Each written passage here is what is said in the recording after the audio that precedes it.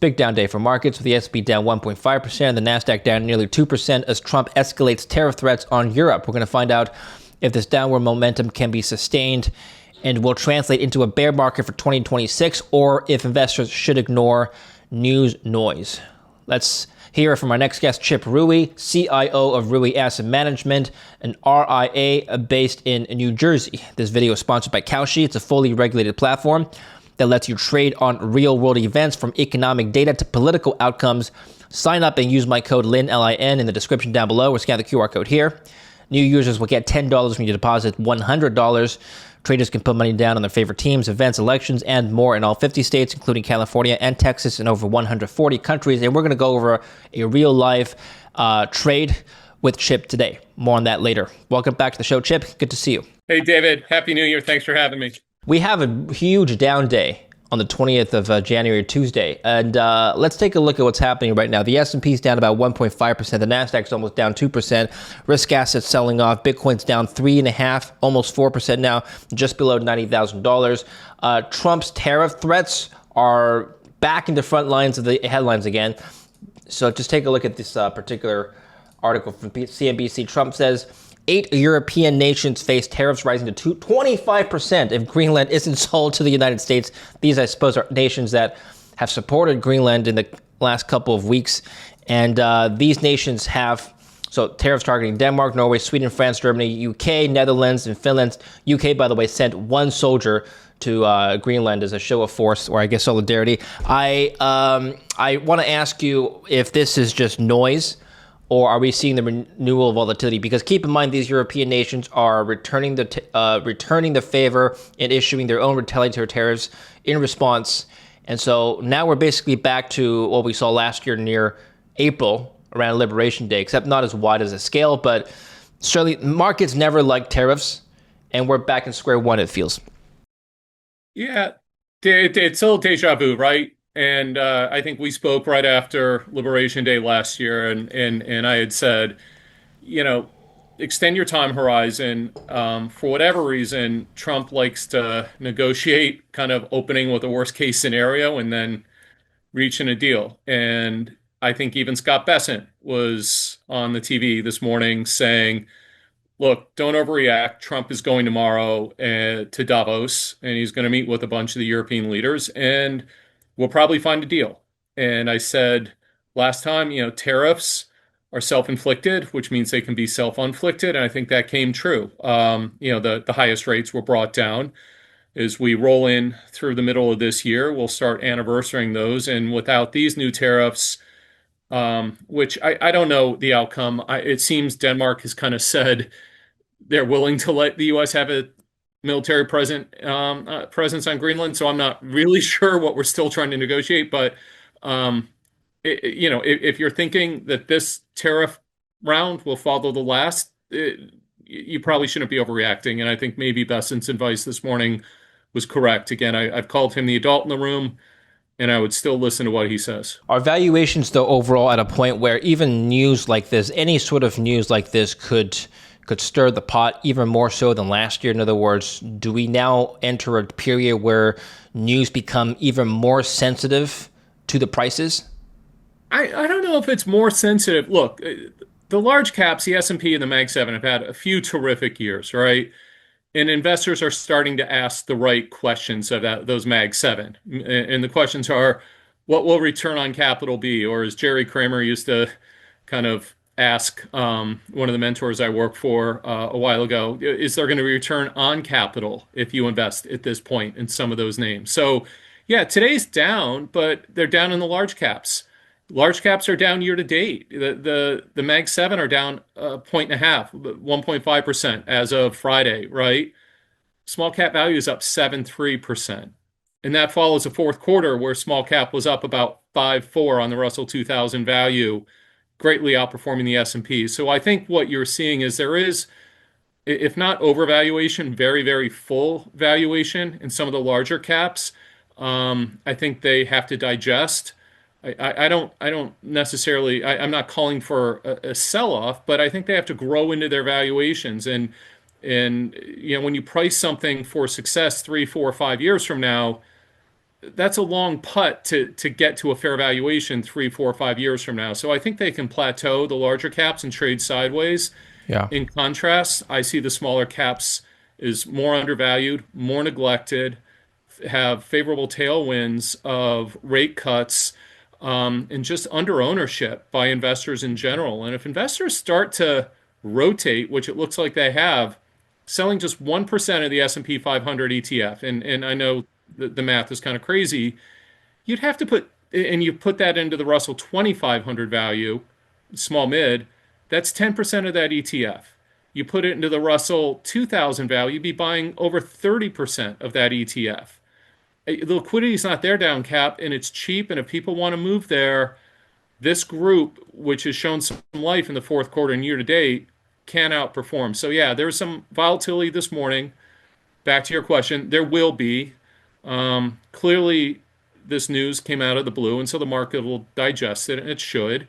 But if you extend your time horizon, I'm not sure this news is going to be the news we're focusing on in a week, 2 weeks, or 3 weeks. Well, it does strike me that the Russell is rebounding a little bit faster than the S&P. So take a look at this one-day chart of the S&P 500, flat to down, down about 2%, 1.5% intraday. The Russell 2000 has recovered faster than the S&P 500. This is peculiar given that small caps usually have a higher beta in the same direction, not opposite direction. So can you explain why it's going on?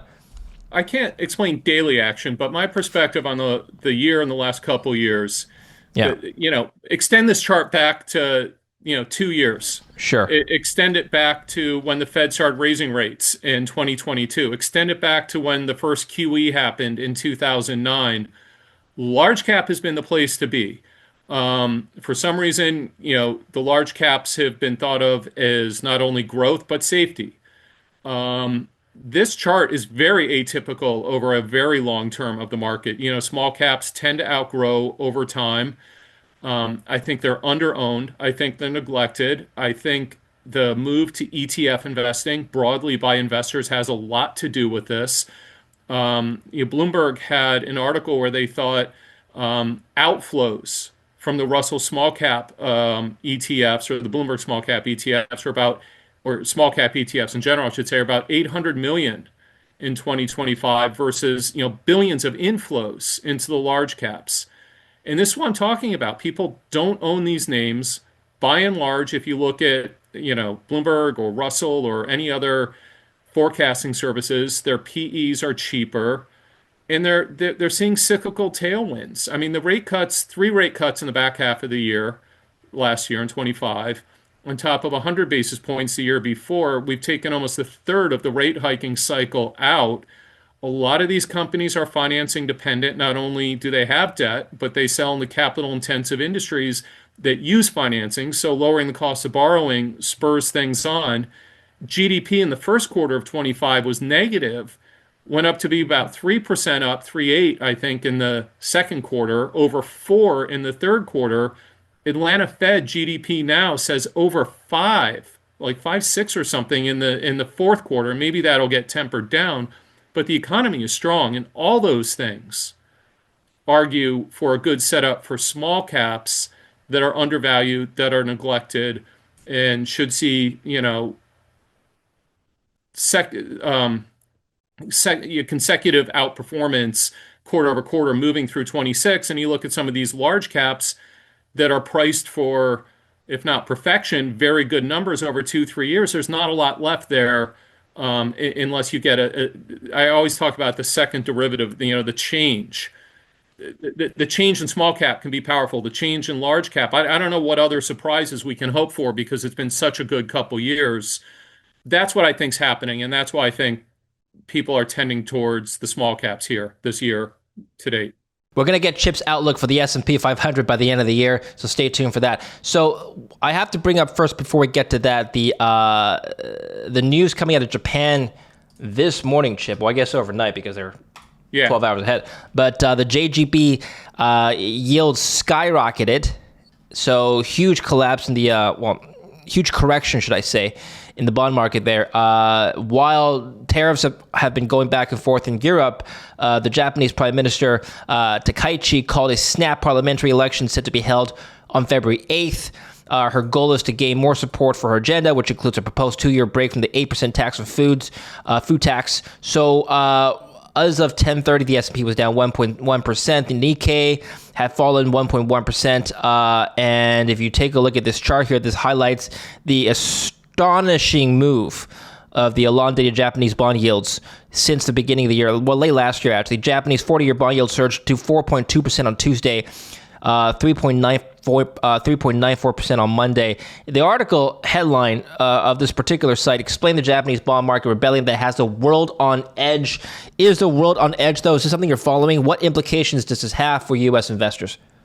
So I agree with you. I think this explains the market sell-off more than Trump's Denmark tariff threat. Not saying that that doesn't mean anything, but I think people kind of saw the action in Japan, especially the treasury market. And there's this theory that the Japanese has been levering up to buy treasuries, borrowing in Japan, levering to buy US, and maybe with the recovery in Japanese yields, that trade isn't as favorable anymore. And there's probably some truth to that. But the 1 + 2 = 100 thesis is the Japanese will sell all their treasuries and the Chinese will sell their treasuries because they're upset with the US, and the EU will sell all the treasuries because of Trump's policies, and lions, tigers, bears, oh my. Look, the US is still the strongest house in the world. I don't think anybody's dumping treasuries on this. There's been no evidence of that. The yields on the treasuries are still down since the beginning of 25. Yes, they've come up from a low at the end of last year. But look, the 10-year still isn't even that attractive for high net worth clients at this point, in my mind. You're under 5. I mean, why would you leg into 10 years of an under 5 return? There's other places to be. So the U.S. can fund. There's nothing wrong with the ability to fund. Yields are still low. And look, the economy is getting better. And Besson said something this morning that I've said in the past. The debt in this country is what people always get worried about, right? There's a lot of debt. Everybody owns it. And he said, well, I've said before, there's 2 ways to deal with it. One, austerity. Basically, raise taxes and cut costs. And we tried to doge a little bit recently and cut some costs. And I think everybody's up for that. But there's no real teeth there. This administration isn't going to raise taxes. So that's the austerity method to deal with the debt. The other is to grow. And with GDP at 3 in the second quarter of 25 and 4 in the third quarter, and Atlanta Fed has it over 5, that's huge. That if those numbers come true and we can spend 2026 in GDP growth over 2, maybe 3, I don't know what the full year is. They're all sequential quarters. That's success. And again, it goes down to the second derivative. The debt's a problem, but if we can grow and increase the velocity of earnings and raise the tax base, not through raising rates, but through more taxes on more profits, that's a good thing. But I think the Japan move is Japan specific. I think they're in a kind of a dust up with China a little bit that's influencing it. I'm not the expert in the area, but look, I don't think Japan's bond market move spells the end of the U.S. bond market. And again, there is emotion all the time. And I think you just have to look at absolutes as far as our yields to say, yeah, maybe there's some incremental moves, but nothing absolute. Let's flip over to this particular graphic here. This is from Kalshi Prediction Market. So let's get Chip's S&P 500 outlook now. How high will the S&P get this year? By the end of the year, traders are overwhelmingly bullish, with 86% of traders on this particular trade predicting 7,200 points or above, and then 7,400 points, still an overwhelming majority. More than half, 7,600 points, and then it goes, further out towards the tail end of the curve. We get smaller probabilities. But where do you sit in this distribution? Again, I'm not really an economist, and I don't make projections, but I'll point out what you said before. Why is the market down a little bit today, and is the valuations a problem? There's high expectations on the S&P 500. And the S&P 500 is dominated by the Mag 7, 7 stocks being well over 30% of the index. So when you're talking about the S&P 500, you really have to have views on Nvidia and Microsoft and Tesla and the rest of the group.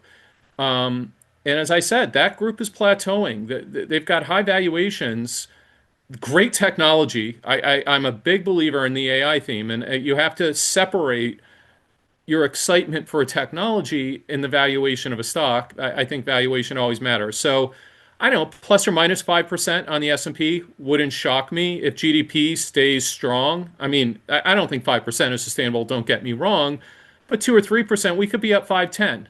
But to get some of those big numbers, you have to have the Mag 7 turn around and start repowering just because the weight on the index. And that's hard to call. And that's not where I play. That's not Yeah. where I do my work. And that's not where I'm finding undervalued in low expectations name. And I think when you buy low and sell high, yes, valuation, but also expectations, David. You buy low expectations and you sell high expectations. And I just think the S&P is very high expectations, and that's going to be a headwind for it this year. I don't see it crashing down, but you see that chart right there. Yeah. The rest of the year probably looks like that. I don't have any reason to think it wouldn't. I'm not saying this will happen, but what would need to happen for the economy or investor sentiment to shift such that we do get 8,000 points or above, which would be an overwhelming bull rally from today's prices? Well, things would have to get better on the Yeah. economic front. I mean, GDP would have to be, very strong, pushing 3% maybe for a few quarters or better, I think. And I think you'd have to have resumed acceleration if we're just talking about the S&P 500 of that Mag 7 because it so dominates the index. The index doesn't work without those seven stocks, which again, if people think they have a diversified index in the S&P 500, they don't. And so it's hard to call an index on seven stocks that have had massive increases in value. And investors, again, are starting to ask, what's the return on capital? Are we overbuilding? How fast? Are we wasting money? Those are the right questions to ask. And thank goodness they're starting to be asked because it means a little bit of sanity is coming back to the group. And I think you need sanity at this valuation level for the S&P 500. Conversely, if that plays out and this group plateaus and the economy doesn't crash and things stabilize, I think people will try to get itchy or will get itchy and try to look elsewhere for things to do and look at the underperformance of small caps, look at the incremental positives, not only in earnings, but rate cuts, the stimulus out of the big, beautiful bill. And remember, it's an election year. And I think the Republicans have heard loud and clear that affordability is going to be an issue. And there's a good chance we'll see more stimulus through this summer. And that would help the markets in general. But I mean, those $2,000 tax returns, those, if tariffs don't get struck down that Trump has been talking about, if those come to pass, that's an election year thing. So don't forget, the midterms are going to be a big deal. And this administration is going to try to keep the economy healthy and may get very populist in trying to do so. Skeptics of the rally of 2025 point out that a lot of the tech companies, the big ones, have been basically funding each other through a series of deals and propping each other's stocks up through these deals. And I wonder if that's going to continue, especially with the Fed now becoming more dovish or expected to become more dovish after Jerome Powell leaves, with more liquidity potentially on the rise. M2 we already know is on the rise. And we have lower discount rates. Potentially, can we get just sustained CapEx investments throughout 2026 for the tech companies? I think we can have sustained CapEx. 2026 is hard. And again, extend your time horizon. And if you think of anything, 2026, 2027, 2028, AI is powerful. It needs compute. It needs networking. It needs power. It needs chips and it needs memory, right? I mean, it needs everything. It needs cement. It needs cables. And it needs people to build the data centers. The question is how fast and how much is overbuild. And then are there going to be delays? And are the delays because of supply chain or are the delays because you're worried about the end market? It's like building a house. David will be ready by April. if it's ready in June, that's a couple months late, but still, I think people will obsess about any sort of delay, and you'll have differing opinions about a delay. That said, I'm a big believer in AI. I think it's going to be more transformational for the economy than the internet was. And there is no company in the country today that is not using the internet today versus wherever we were 25 years ago. And the productivity from that internet boom was phenomenal. I think the productivity boom from AI will be as big, if not bigger. The problem with that, I think that productivity comes at the offset of labor, both white collar and blue collar. And I think we're going to see a lot of weakness in the job market because AI is taking jobs. And I don't think CEOs want to fess up to that. But you can't look anywhere. I saw a video just before we started about two independent AI skids taking the place of a forklift in a warehouse, moving pallets around. No people, no forklift driver. That's a job, right? I mean, and if you think about call centers, if you think about back office, consulting, I think there's a lot of vulnerable jobs, and I think AI can take the place of over the next couple of years. And I think it's coming fast. Are you bullish on defense as well as AI? Take a look at this particular headline here. This is from Time magazine. Trump refuses to rule out leaving NATO over Greenland tussle. Can he legally do that? He says Greenland is very important for the national security, doubling down on his argument about the Kingdom of Denmark territory. He said he went on to say the U.S. cannot rely on Denmark to protect Greenland from Russia and Chinese interests. And importantly, he says he refused to rule out the option of leaving NATO. Sounds like tensions are heating up, and if NATO is left, well, the European allies are left to defend themselves without American military support in the form of NATO, well, everyone's going to start spending a lot more money on defense. Trump already raised the defense budget from $1 trillion to $1.5 trillion. So well, what's your take? Right?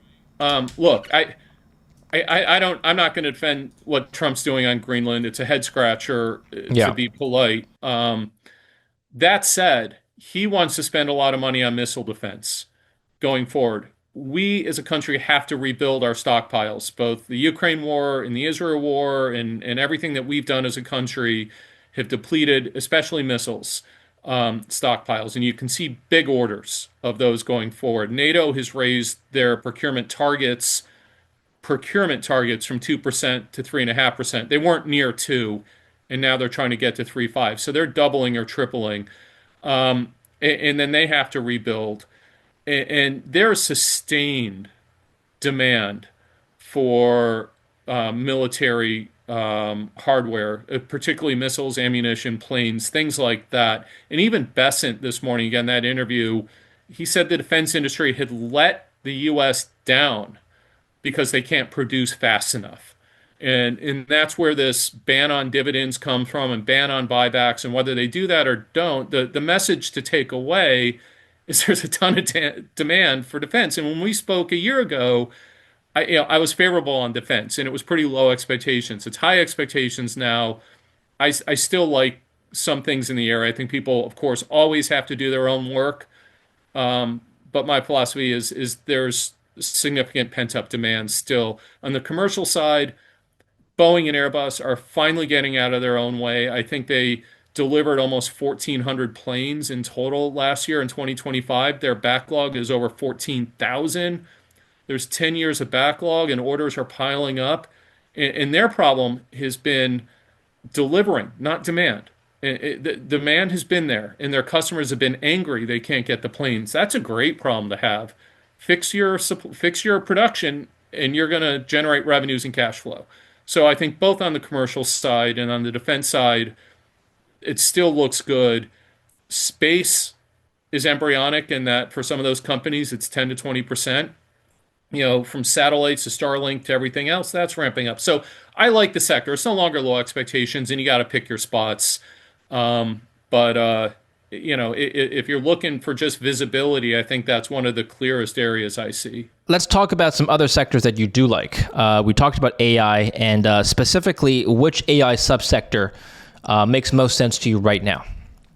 I think semiconductors, um, small cap semiconductors are neglected. You look at some of the big guys, their stocks were up 50, 100% last year.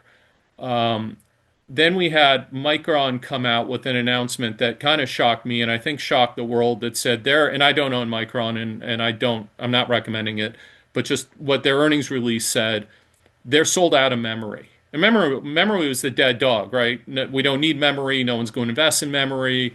But now they're sold out for over a year. There's no capacity. And so I think semi capex has to accelerate. And I think you'll see that. I think wafer starts will accelerate and turning on plants that are 2, 3 years old and ramping them up don't make sense because you're not going to build chips that we were building 2 to 3 years ago. You're going to build the next generation. So I think you're going to need all new gear. And there's several smaller cap names that have been left behind and neglected for a couple years because WFE wafer starts have been low and earnings, sequentially haven't been great. You may have missed an EPS estimate. I was early in 2025 in some of these. It doesn't matter. You got to be there when it matters. I always say it matters when it matters. And from what I see now, the memory's catching up to logic, and all that means in my mind is we're going to see some more investment. So I like the sector, and I think the smaller caps are the way to play it. By a tier one or a tier two supplier to some of the big guys, it's the same food chain. There's some neglect there. What about the commodities and perhaps the energy sectors required to power or I guess expand on these data centers? Yeah, that's a tough one. So you know, the demand for energy, we all know it's high and it's going to grow, right? And every Chat GPT search or whatever Grok search we do just burns up tons of energy, multiples of a Google search, right? But we all do it, and that's what I say. It's not going away. It's more efficient in a lot of ways. Um, I think the best way to produce energy right now, the quickest way to get it is combined cycle natural gas. I think modular nuclear, it's an unproven industry. Smaller nuclear, if it works, great. Large nuclear, like flipping 3 Mile Island back on, or even building a new power plant, it's going to take years. I mean, there's a not my backyard issue. There's the trying to make something work that's old. Whenever you go into an old factory and try to turn it back on, you end up shutting it down and replacing a lot of things anyway. In my history and experience, I've seen that. It takes a while to build it. There's always delays, cost overruns, lawsuits. Yes, nuclear power can deliver a lot of power, but from a field to functioning nuclear power, I think it's a decade. Solar and wind aren't favored by this administration, but I'm not even sure it can meet the demand. So I think it's combined cycle gas. Turbines are sold out, but at least they can be put in place and turned on. So I think power will get more expensive, and I think natural gas in this country probably has a pretty good outlook. We have a lot of it. There's a lot of supply, so I'm not sure what the price is. I'm just saying I think it will be the favored way to increase power generation in this country that makes sense over the short or medium term. I don't know what the price deck will be because I think there's natural gas and associated natural gas in a lot of places. And just going back to the Fed, I mentioned a more dovish Fed. They've stopped quantitative tightening and we're basically back in QE. What does this mean overall for your market outlook? Yeah, so look, inflation's still high, right? 2.7, 2.9 on the PCE. They wanted it 2. Tariffs upended that. And I think if you think imports are about 15% of this country's GDP, and tariffs are probably 15% on average on those imports, maybe higher and lower in some cases, but let's just say 15%. You're already up around 1.8, 1.9, 2%, just rounding of an inflation impact year over year.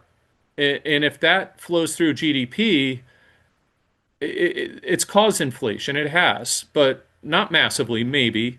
But if we roll past April and then June and September, the second derivative of just those tariffs, if they stay in place and don't go up, will start to come down. And remember, inflation's measured quarter over quarter, right? It's sequential. So inflation won't go up as much. I mean, now prices, inflation will still be up. It won't be down. Um, I don't know if Trump taxes Europe 25% now with more tariffs, that would kind of reset the cycle, but that's where I'm going. I think core inflation, prices, clearly energy have come down.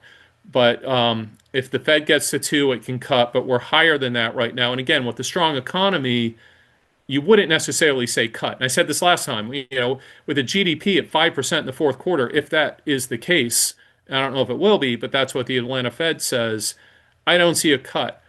But the Fed has a dual mandate, and it's a law under the 1977 law. They have to consider employment, and employment is weak. It's been very weak. And in the last couple of years, we've also had massive revisions of employment being overstated. And if AI starts taking jobs, maybe people don't get fired and maybe they just don't rehire and don't hire college grads, we're not going to see a lot of job growth. And the Fed, by law, has to take into account job weakness when they set rates. And they might be forced to cut rates more than they want. And that might be why we've seen some rate cuts, even with inflation well over their 2% target. I'm not sure cutting rates will spur job growth, but that's a law in the books. And if they're going to follow the law, we might see more rate cuts than people expect if job growth weakens. And I think AI is a big risk to jobs. So it's something I'm chewing on.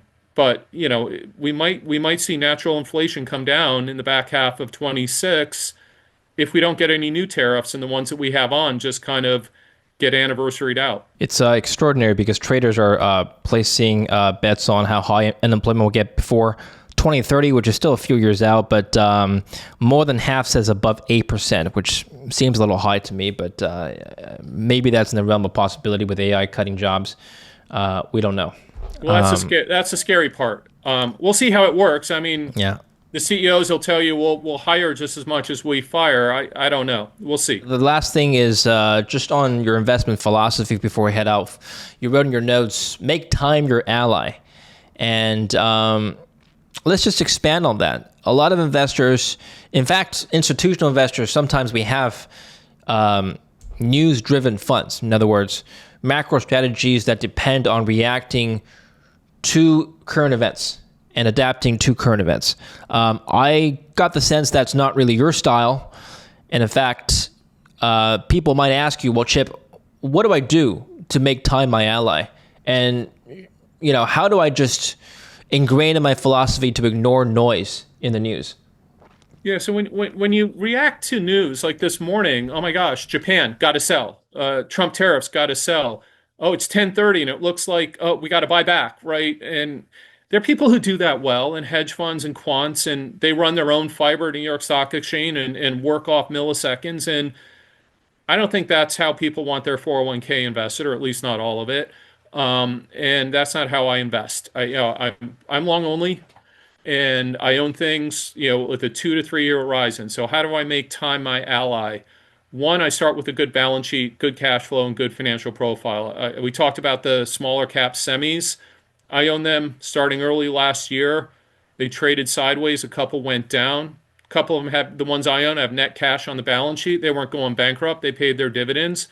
And, by the fourth quarter and the beginning of this year, I was early, but now I own them. And start to finish, it looks pretty good so far, where we are. So if you can wait and you don't have to raise capital or pay down debt or have a capital call, it gives you time to hang in there. The second is, and we've talked about this, I focus on growth. I'm a value investor, but growth is not the opposite of value. Overvalued is the opposite of value, and shrinking is the opposite of growth, right? So I want to buy things that are undervalued that are growing. And over a 3 to 4 year period, you can kind of lay out a vision, read a CEO letter, listen to a conference, read some 10Qs, and figure out that this company has a pretty good management team and a pretty good growth path that sounds like they can handle it. And then last is valuation. Buy low valuations, buy low expectations. And expectations are important. If people are very negative and nobody owns it, it can become a stampede when people realize that maybe this got undervalued and it was a good time to buy it. And that's why you see volatility in the smaller caps, it's led to illiquidity, and you can't buy billions of these things. If you got a 300 million, $200 million market cap company, you're not moving $500 million into it. That's why you can see big moves in some of these smaller companies. But again, that's why you have to be a little bit early, have a vision, have a good balance sheet. Thank you very much, Chip. Let's end it here. Where can we follow you? My website is reweyassetmanagement.com, Rewey. Okay. And let's follow up next time, see how the markets react to this trend of volatility. Thanks for coming on the show. We'll speak again soon. Take care for now. David, thanks a lot. See you soon.